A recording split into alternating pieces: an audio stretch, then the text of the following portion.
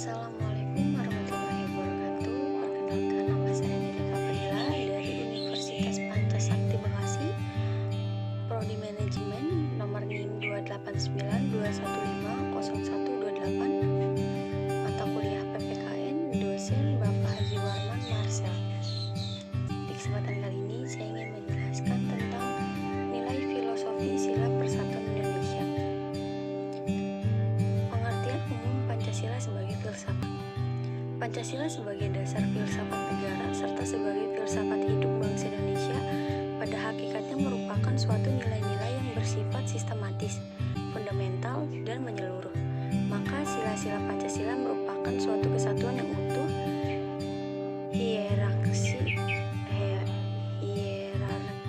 dan sistematis.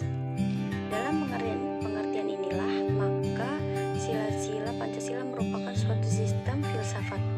Konsekuensinya, kelima sila bukan terpisah-pisah dan memiliki makna sendiri-sendiri, melainkan memiliki esensi serta makna yang utuh. Pancasila sebagai filsafat bangsa dan negara Republik Indonesia mengandung makna bahwa dalam setiap aspek kehidupan kebangsaan, kemasyarakatan, dan kenegaraan harus berdasarkan nilai, yaitu nilai ketuhanan, kemanusiaan, persatuan, kerakyatan, dan keadilan. Pengertian filsafat Pancasila pada persatuan Indonesia. Nilai filosofi yang terkandung di dalam sila persatuan Indonesia bahwa negara adalah sebagai penjelma sifat kodrat manusia monodualis, yaitu sebagai makhluk individu dan makhluk sosial. Di dalam negara, konsekuensinya adalah beraneka ragam tetapi satu. Mengingat diri dalam suatu persatuan yang dilukiskan dalam suatu seloka Bhinneka Tunggal Ika. Persatuan merupakan kata yang tak boleh dipandang remeh, karena dengan persatuan semua suku bangsa, golongan, ras, agama, etnis, dan lain sebagainya dapat bersatu tanpa memandang dalam hal apapun. Indonesia dengan semboyannya Bhinneka Tunggal Ika yang berarti meskipun berbeda-beda tetapi pada hakikatnya bangsa Indonesia tetap adalah satu kesatuan. Tentunya memiliki rasa satu kesatuan yang tinggi. Paham kebangsaan atau nasionalisme. Paham nasionalisme atau paham kebangsaan terbukti sangat efektif sebagai alat perjuangan bersama merebut kemerdekaan dari cengkraman kolonial. Semangat nasionalisme dipakai sebagai metode perlawanan secara efektif oleh para penganutnya. Bangsa atau nasion merupakan suatu wadah yang di dalamnya terhimpun orang-orang yang mempunyai persamaan keyakinan dan persamaan lainnya yang mereka miliki seperti ras, etnis, agama, bahasa, dan budaya. Nasionalisme adalah paham yang pada mulanya merupakan unsur-unsur agama, bahasa, dan budaya, kemudian berubah dengan masuknya dua unsur, yaitu persamaan hak bagi setiap orang untuk memegang persamaan dalam masyarakatnya serta adanya persamaan kepentingan. Dinamika paham kebangsaan. Mendorong timbulnya dan tujuan yang ingin dicapai dengan paham atau semangat kebangsaan serta menemukan rumusan paham kebangsaan kita yang otentik. Bangsa bukanlah suatu masyarakat tradisional yang tumbuh secara alami seperti keluarga, suku, atau berbagai bentuk hubungan kekerabatan lainnya. Bangsa adalah suatu bentuk kebersamaan dalam dunia modern yang dibentuk secara sadar dan sengaja untuk membangun masa depan bersama dari para warganya, terlepas dari persamaan ras, suku, agama, atau bentuk penggolongan lainnya. Pada umumnya dapat dikatakan bahwa bangsa memang adalah sebuah konsep tentang masa depan. Orientasinya ke masa datang, bukan ke masa lampau. Betapapun pentingnya masa lampau itu untuk memahami mengapa bangsa itu perlu dibentuk. B. Hubungan antara bangsa dan negara. Secara ringkas dapat dikatakan bahwa negara adalah wujud kelembagaan bangsa yang berfungsi sebagai sarana dan wahana untuk mencapai cita-cita dan tujuan dibentuknya bangsa itu. Negara bukanlah tujuan tetapi alat untuk mencapai tujuan.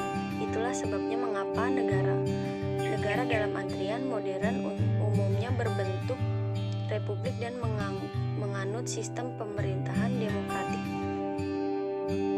C. Memelihara paham kebangsaan sebagai sumber kekuatan kebersamaan untuk membangun masa depan di dalam sebuah negara kebangsaan. Semangat kebangsaan adalah merupakan roh yang menghidupi eksistensi suatu negara. Semangat kebangsaan memerlukan penyegaran dan penyungguhan secara terus-menerus. Ernest Renan, seorang tokoh yang paham kebangsaan yang pendapatnya pernah dikutip Bung Karno, pernah mengatakan bahwa kebangsaan itu adalah merupakan plebisit atau pemungutan suara setiap hari satu. Dengan kata lain, jika tidak dirawat baik-baik, semangat kebangsaan itu memang bisa merosot bahkan lenyap. Banyak masalah yang bisa timbul jika semangat kebangsaan itu bukan saja merosot tetapi juga sirna. D. Penyebab merosotnya semangat kebangsaan. Kelangsungan hidup bangsa dan negara tersebut banyak bergantung pada kemampuannya untuk mewujudkan cita-cita dan tujuan pembentukannya.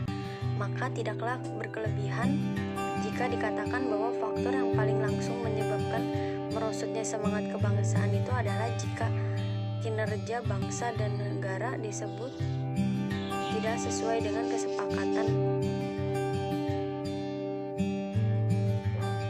Kebangsaan itu adalah jika kinerja bangsa dan negara tersebut tidak sesuai dengan kesepakatan tentang tujuan dan cara mencapai tujuan.